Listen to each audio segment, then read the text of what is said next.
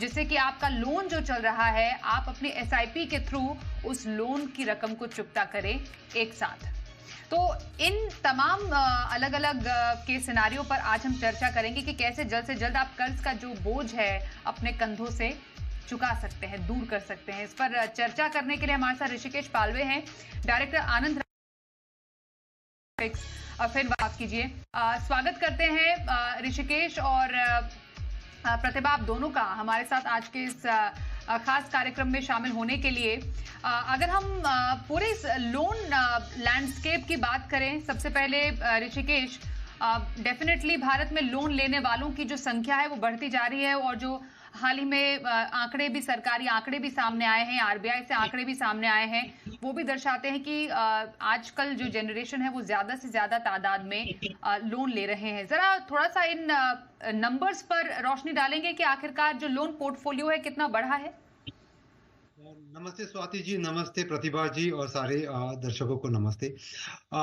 तो loan book जो आपने कहा वो काफी हद तक बढ़ चुका है, स्पेशली कोविड के बाद। अगर आप देखो कि कंजम्पशन लेड लेंडिंग जो है वो काफी हद तक बढ़ चुकी है। आज के तारीख में अगर लेंडिंग पोर्टफोलियो हम देखें तो करीबन 53.6 ट्रिलियन की राशि का है। उसमें से अधिकतर 51%, 51% जो है वो घर के ऋण की तरफ जाता है, 11% जो है वो वाहन की तरफ जाता है। तो ये स्प्लिट देखा जाता है और ये ग्रोथ देखी जाती है।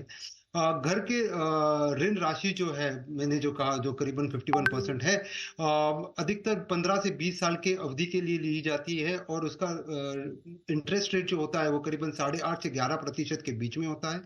और टिकट साइज जिसे हम कहते हैं, एवरेज टिकट साइज जो होती है वो करीबन 25 लाख की होती है और एक रेंज होती है 35-70 लाख के बीच में। और ऑटो लोन्स या फिर वाहन के जो ऋण की बात करते हैं तो वो करीबन 10 लाख, फोर व्हीलर जो है वो 10 लाख से ऊपर दिखाई जाता है और टू व्हीलर जो है वो करीबन 75,000 टू 1 लाख के बीच में देखा जाता है। ऑटो लोन जो है वो 137% से ग्रो हुआ है, स्पेशली आफ्टर कोविड। सो काफी जंप अप दिखता है स्पेशली ऑटो लोन्स में। और अधिकतर 53.7 एज वेल, ये काफी बड़ा नंबर है। 53.7 ट्रिलियन ये काफी बड़ा लोन बुक होता है। बिल्कुल। और जैसा जो आंकड़े भी कह रहे हैं प्रतिभा, जैसा ऋषिकेश ने बताया, जो औसतन देखा गया है, जो होम लोन लेने वाले जो ग्राहक होते हैं, 25 लाख तक का लोन तो ऑन एन एवरेज लिया ही जाता है, पर ये जो टिकट साइज है वो 35 से 75 लाख के बीच में अब काफी ज्यादा प्रेवलेंट हो गई है। ये आंकड़े हमें ऋषिकेश से ही मिले हैं और औसतन 15 से 20 साल का कम से कम इस अमाउंट का लोन लोग लेते हैं। और हमें तो मालूम ही है कि पिछले कुछ टाइम में, स्पेशली जब से ब्याज दरें बढ़ी हैं, 8-8.5% से 11% तक की ब्याज दर से फिलहाल अभी होम लोन चल रहे हैं। ये जो पूरा लोन लेने का जो पूरा ये अब ट्रेंड शुरू हुआ है प्रतिभा, डेफिनेटली ये आपके जो पूरा फाइनेंशियल प्लानिंग है उसमें लोन मैनेजमेंट को काफी इंपॉर्टेंट कर देता है। शुरुआत में एक थोड़ा बेसिक से आपसे करना चाहूंगी, जब हम कोई लोन लेते हैं तो हमें किन बातों का ध्यान में रख के लोन लेना चाहिए, सो दैट कल को ये लोन हमारे बाकी जो निवेश है या फिर जो बाकी खर्चे हैं, बचत है, उस पर भारी ना पड़ जाए? पहले तो हम एकदम बेसिक से स्टार्ट करते हैं। इक्वेटेड मंथली इंस्टॉलमेंट, ईएमआई तो हम सब बताते हैं लेकिन सोचते नहीं है कि ईएमआई होता क्या है। ईएमआई में दो कंपोनेंट होते हैं, एक है इंटरेस्ट कंपोनेंट और एक है प्रिंसिपल कंपोनेंट। आपने पैसा लिया, वापस दे रहे हो वो प्रिंसिपल, और उस पर इंटरेस्ट भी बढ़ रहे हैं।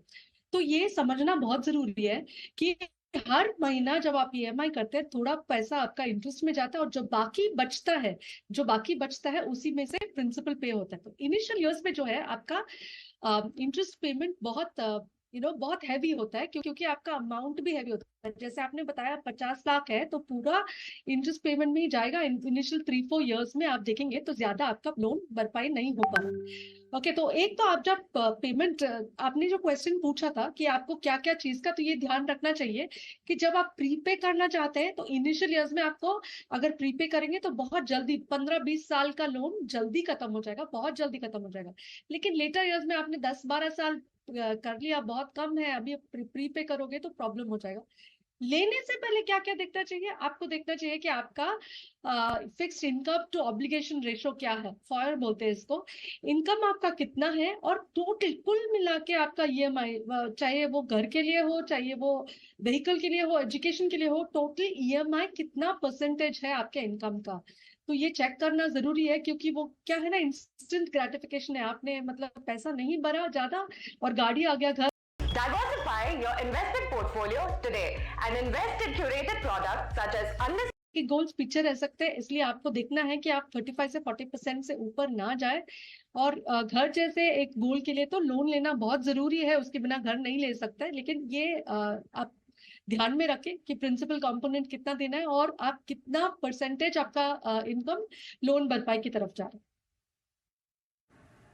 एब्सोल्युटली। तो बेसिकली 40% ईएमआई रूल इसको कहा जाता है कि आपकी जो टोटल आय है उसका 40% से ज्यादा आप अपनी ईएमआई का कंपोनेंट मत रखिएगा, क्योंकि अगर थोड़ा सा ज्यादा हो जाता है 50% तक, कई लोगों का तो 60% तक जाता है, तो मतलब आप ज्यादा पैसा कर्ज चुकाने में लगा रहे हैं और बाकी जो आपकी जरूरतें हैं या निवेश है उसको आप थोड़ा सा नजरअंदाज कर रहे हैं, या तो आपने फिर सही से लोन मैनेजमेंट नहीं किया है। तो इसी पूरे सिस्टम को हम थोड़ा समझने की अब कोशिश करते हैं कि अगर आपके साथ भी ऐसी स्थिति है तो आप कैसे इसे जल्द से जल्द चुकता कर सकते हैं। ऋषिकेश, एक एक करके आपसे सिनारियों को समझेंगे, क्योंकि हम यूजुअली कहते हैं कि आप ईएमआई तो भर ही रहे हैं, लेकिन कई लोगों के पास ऐसा विकल्प आ जाता है, इनफैक्ट विकल्प होता ही नहीं है। आप या तो ईएमआई भरें या तो एसआईपी करें। तो क्या कोई ऐसा तरीका हो सकता है कि आप ईएमआई जब पे कर रहे हैं तो लोन की कुछ रकम आप अपनी एसआईपी के जरिए उसको प्रीपे कर पाए या चुकता कर पाए? तो ये इसका गणित कैसे होता है? जी स्वाति जी, तो सर्वप्रथम ये कहना चाहूंगा कि एक उदाहरण लेते हैं। अगर किसी ने लोन लिया है 50 लाख का, तो 50 लाख का लोन लिया है समझो 20 साल की अवधि के लिए और रेट ऑफ इंटरेस्ट 9% का है। तो ईएमआई आएगा इनका 45,000 का ईएमआई आएगा। तो अगर ये 45,000 का ईएमआई चुकता करते जाएंगे अगले 20 साल के लिए, तो कुल मिला के उनकी राशि जो अदा करेंगे वो 1,08,00,000 होगी। तो घर की कीमत हुई 50 लाख और इंटरेस्ट पेमेंट हुआ वो 58 लाख का। तो ये हुआ ब्रेकअप एक कॉमन सिनेरियो का, जहां पे आपको 50 लाख का घर खरीदना है और 9% का आपका रेट ऑफ इंटरेस्ट है। अभी समझते हैं इसका समाधान कैसे हो सकता है, कि ऐसी ऐसी कोई तरकीब है जिसके वजह से इंटरेस्ट फ्री ऑफ कॉस्ट हो जाए। तो उसकी एक तरकीब है, अगर आपकी ईएमआई 45,000 की है, उसके 10% होते हैं 4,500, राउंड इट ऑफ करके 5,000 समझ लेते हैं। अगर आप 5,000 की एसआईपी करते हो अगले 20 सालों के लिए, और अगर वो एसआईपी 14% के हिसाब से साल दर साल बढ़ती जाएगी, तो at the end of 20 years आपके पास करीबन 65 लाख रुपीस होंगे। तो 65 लाख रुपीस होंगे, तो लेकिन 65 लाख में तो आपने निवेश भी किया है जो 5,000 हर महीने करते थे, तो आपने 12 लाख का निवेश किया है, तो 65 में से 12 निकाल दो, आपके पास 53 लाख रुपए बच जाते हैं। जैसे मैंने कहा कि 58 लाख का आपने इंटरेस्ट पे किया था, तो 58 लाख के सामने आपका मुनाफा जो हुआ था एसआईपी में 65 माइनस 12, जो 53 लाख का मुनाफा हुआ था, वो सेट ऑफ करेगा इंटरेस्ट को लेके।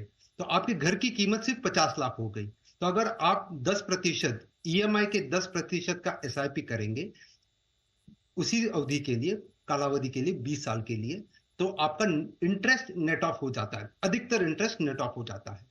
जो मैंने उदाहरण दिया उससे हम समझ सकते हैं।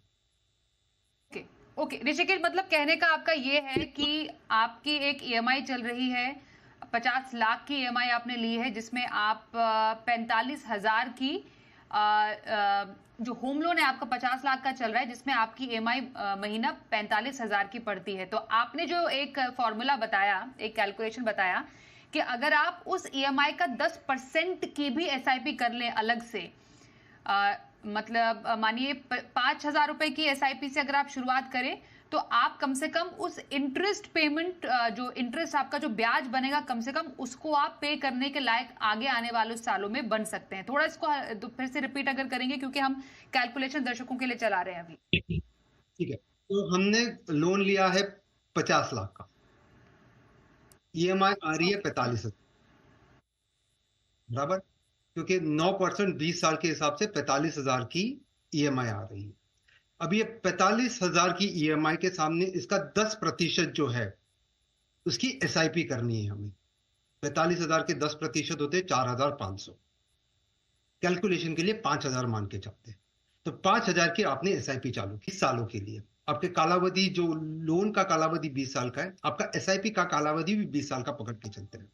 तो 5,000 हर महीने आपने निवेश किया, 5,000 इंटू 12 आता है 60,000, 60,000 इंटू 20 आता है 12 लाख। तो आपकी कुल मिला के SIP में निवेश की रकम हुई 12 लाख, बराबर। अगर ये 5,000 की SIP हर महीने करते जाओगे और वो 14% के हिसाब से ग्रो होती है, तो 20 साल के बाद ये सारी SIP आपने हर महीने जो करी, उसकी 65 लाख की वैल्यू होगी। और आपने निवेश कितना किया था? 12 लाख। 65 में से 12 निकालो, आपके पास 53 लाख का मुनाफा बचता है। और आपका इंटरेस्ट कॉस्ट है अराउंड 55-58 लाख। तो ये नेट ऑफ कर देगा 53 लाख एंड 55 लाख को। इस हिसाब से आपका इंटरेस्ट जीरो हो सकता है, करीब करीब जीरो हो सकता है, या मिनिमल हो सकता है, और आपका घर जो है वो 50 लाख में आ जाएगा। जब मैंने पहले बोला था 50 लाख का घर के लिए आपको 58 लाख का इंटरेस्ट पे करना पड़ेगा अगले 20 सालों के लिए। ओके, तो बेसिकली लोन मैनेजमेंट के साथ साथ आप एक फाइनेंशियल प्लानिंग भी कर रहे हैं, एक SIP भी कर रहे हैं, उस लोन के ब्याज को कम से कम चुकता करने की ये एक तरीका हो सकता है। ये बहुत ही स्मार्ट प्लानिंग है जिस पर हम चर्चा कर रहे हैं। और ये अगर आप अपने लोन टेन्योर के शुरुआती सालों में करेंगे, जैसा प्रतिभा भी बता रही थी कि शुरुआती सालों में इंटरेस्ट का जो पे आउट होता है सबसे ज्यादा होता है, वहां पर लोन प्रीपेमेंट का फायदा सबसे ज्यादा होता है। प्रतिभा, कई लोगों के पास एक मुश्त पैसा आता है, वो चाहते हैं कि इस एक मुश्त पैसे को हम लोन के प्रीपेमेंट में लगा दिया जाए, लेकिन उनको ये समझ में नहीं आता है कि अगर मानिए वो लोन टेन्योर के बिल्कुल टुवर्ड्स एंड हो तो शायद उस प्रीपेमेंट का फायदा ना हो। तो आप यही कहेंगे अगर आपके पास एक मुश्त पैसा आए तो क्या उसको लोन प्रीपेमेंट पे लगा दें, अगर मानिए वो लोन अवधि के शुरुआती साल में हो, या फिर उसी पैसों को आप SIP के जरिए इन्वेस्ट करें और वो जो आपको कमाई होगी SIP से कमाई, उसको आप लोन के एक्स्ट्रा EMI में लगा दें। क्या ये तरीका भी हो सकता है कि आपकी कमाई भी हो रही है और EMI कंपोनेंट, क्योंकि होम लोन पर तो आपको टैक्स का बचत भी मिलता है, आपको टैक्स की छूट भी मिलती है, तो क्या ये सिनारियो भी हम अपना सकते हैं? आमतौर पे अगर लोन है तो ये सोचना, मतलब ये नॉर्मल है कि हम भी बताते हैं जो आपका लोन है हाई इंटरेस्ट रेट वाला लोन, उसको पहले पे करो फिर SIP करो। लेकिन ये जो लोन्स जो हर एक के पास होता है, जैसे होम लोन और या फिर एजुकेशन लोन, बहुत अच्छे होते हैं क्योंकि इनके टैक्स बेनिफिट्स, जैसे आपने बताया, टैक्स बेनिफिट्स भी होते हैं। तो इसमें हाँ, जो वन पुराने साइज फिट साल ऑल के नहीं होता है। तो मान लीजिए अगर आपका इनिशियल ईयर्स में आपके पास एक मुश्त पैसा आया है तो इट मेक सेंस थोड़ा बहुत आप उसको पे कर दें दूसरे लोन्स को। लेकिन होम लोन का आपको ये समझना है आपका नेट रेट क्या है। भले ही आपका लेटर बताता है कि 8.5% आप इंटरेस्ट पे कर रहे हो, लेकिन क्योंकि आपको और आपके स्पाउस के साथ आप ले रहे हो, हस्बैंड वाइफ दोनों मिलके ले रहे हैं, तो 2-2 लाख का टैक्स एग्जेम्पशन मिलता है। मान लीजिए 50 लाख का आपने लोन लिया है, 8.5 तक का आपका इंटरेस्ट है, बिकॉज दोनों को टैक्स रिडक्शन मिला है तो वो इंटरेस्ट पेमेंट के लिए, तो आपका नेट एक्चुअल रेट है 6.22%, बिकॉज 4 लाख पे तो रिडक्शन मिल गया 6.22%। तो आपको ये सोचना है कि आप 6.22 से बेहतर कमा सकते हो, मेरे हिसाब से कर सकते हो, तो इट मेक सेंस कि आप वो इन्वेस्ट कर दें।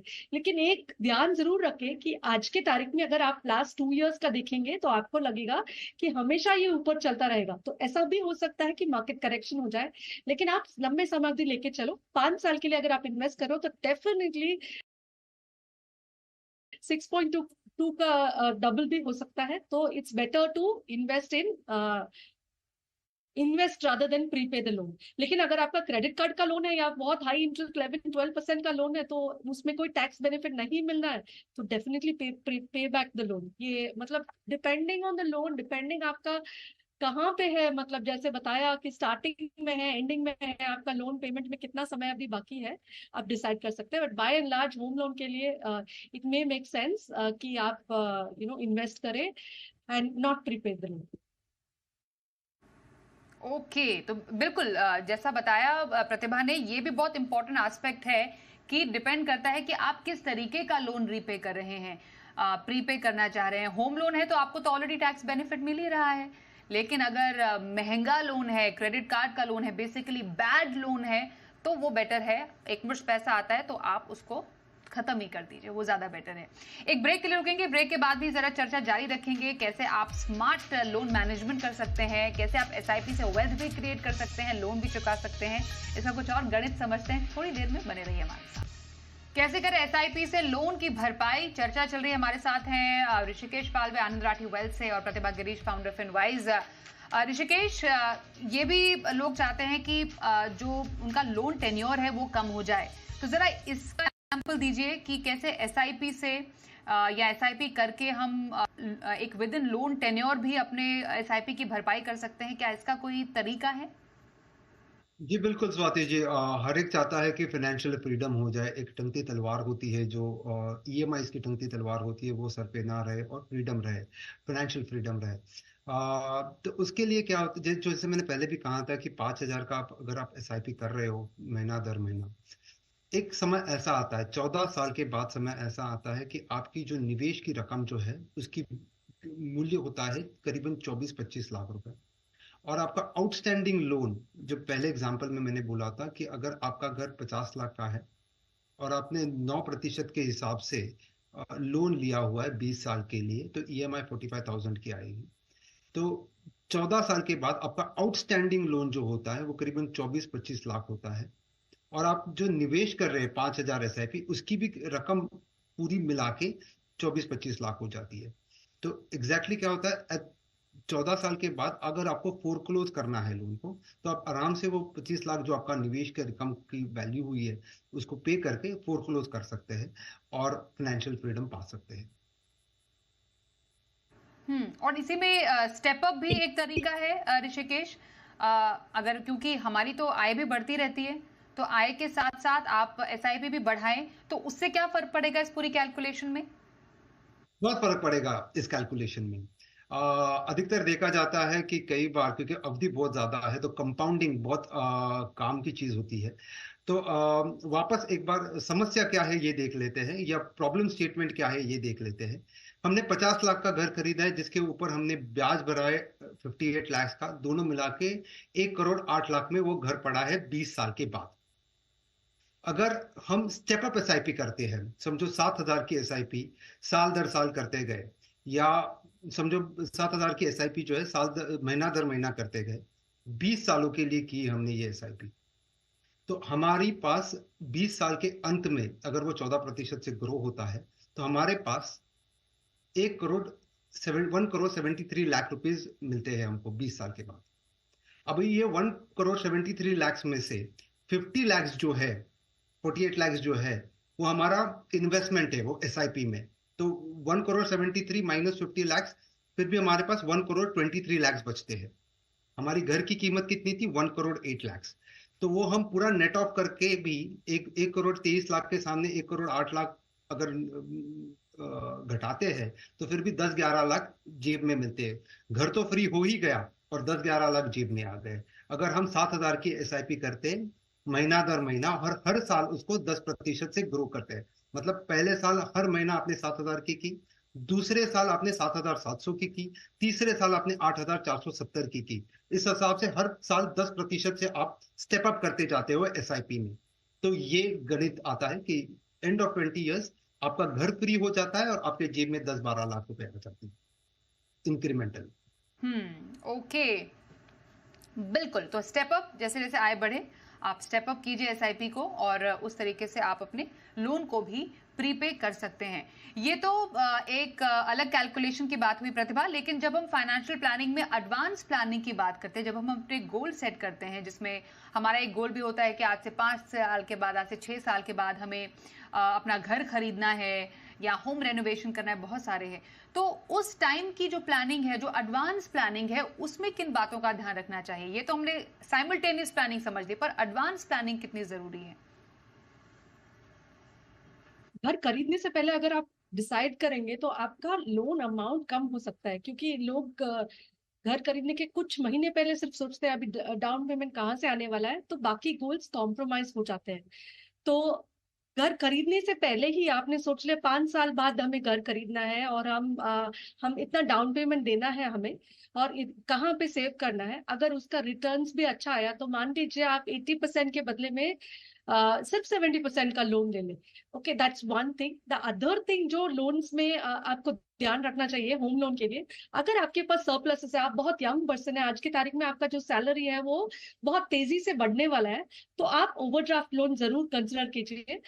ओवरड्राफ्ट लोन में ऐसा होता है, आपके पास जब सरप्लस है उसको होम लोन अकाउंट में आप अगर आप पार्क करते हैं तो वो पैसे को प्रीपेड माना जाता है और उसमें आपको इंटरेस्ट नहीं लगता। इससे भी बिना कुछ किए आपका टेन्योर होम लोन जो 15 साल 20 साल का है वो कम हो जाएगा, if you keeping your surpluses there. और सबसे मजेदार बात है कि आपको जब जरूरत है तो वो सरप्लस को आप निकाल सकते हैं। प्रीपेमेंट में ऐसा होता है कि आपने दे दिया तो दे दिया, वापस नहीं ले सकते। होम लोन बहुत कम इंटरेस्ट वाला लोन है, अगर आपको कोई ल्यूक्रेटिव इन्वेस्टमेंट ऑप्शन मिला बिल्कुल। तो वापस भी ले सकते हैं। तो आप एडवांस में प्लानिंग करेंगे तो कम आप लोन लेंगे, और अगर आप ओडी लोन कंसिडर करेंगे तो आपका टेन्योर कम हो जाएगा। सिर्फ एक छोटी सी बात है कि नॉर्मल लोन से ये 0.25 0.3% एक्स्ट्रा आपको इंटरेस्ट पे करना पड़ेगा।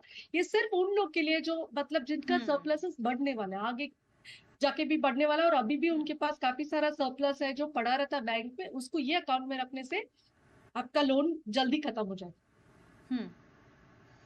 ओके, और ऐसे कौन से, क्योंकि आपने थ्रू एसआईपी ऋषिकेश बताया कि इस पूरे लोन प्रीपेमेंट के गोल को पूरा कर सकते हैं विद इन इक्विटी, कौन से ऐसे रहेंगे फंड्स वेरी क्विकली जो आप सजेस्ट करेंगे? लार्ज कैप फंड में क्वांट लार्ज कैप बहुत बेहतरीन फंड है। मल्टी कैप फंड में कोटक मल्टी कैप बहुत अच्छा फंड है। कॉन्ट्रा बेट लेना चाहिए एसबीआई कॉन्ट्रा फंड में। स्मॉल कैप फंड में Invesco India small cap fund जो है वो काफ़ी अच्छा है। और जैसे हमने कहा कि टैक्स बेनिफिट जो मिलते हैं अंडर सेक्शन 24 ATEE और ATEEA, इसके अलावा ELSS में निवेश करोगे करीबन 1.5 लाख का, तो अंडर सेक्शन 80C में आपको रिलीफ भी मिलता है।